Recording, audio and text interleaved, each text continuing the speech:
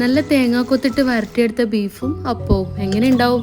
തലേദിവസം ഇരുന്ന് ചിന്തിച്ചു കൂട്ടിയതാണ് നിങ്ങളീ കാണുന്നത്. എന്തെങ്കിലും ഉണ്ടാക്കി ഒറ്റക്ക് കഴിക്കുന്നത് എനിക്ക് അത്ര താല്പര്യമുള്ള കാര്യമൊന്നല്ല. മനസ്സ് നിറയെ സ്നേഹം കൊണ്ട് ഉണ്ടാക്കി കൊടുത്ത് അത് കഴിച്ചിട്ട് എടാ മോനെ ഒരു രക്ഷയില്ലാന്ന് പറയുന്നത് കേൾക്കാൻ തന്നെ ഒരു സുഖമല്ലേ. നമ്മളെ കെട്ടിയോന് ഭയങ്കര ഇഷ്ടമുള്ള കാര്യമാണ് കേട്ടാ ഈ വരട്ടിയെടുക്കുന്നതിലെല്ലാം തേങ്ങ കൊത്തിടുന്നത്. ഇതിങ്ങനെ പൊരിഞ്ഞു വരുന്നത് കാണുമ്പോൾ മൂപ്പര മിസ്സാണടാ.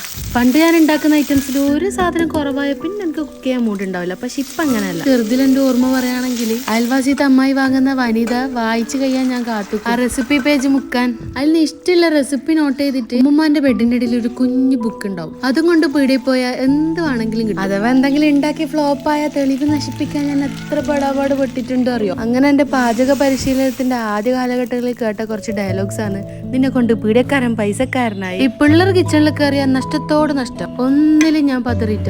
ഇപ്പൊ ഇത് നല്ല അപ്പവും ബീഫും റെഡി ആയിട്ടുണ്ട്. കഴിച്ചിട്ട് അടുത്തത് പ്ലാൻ ആക്കാം.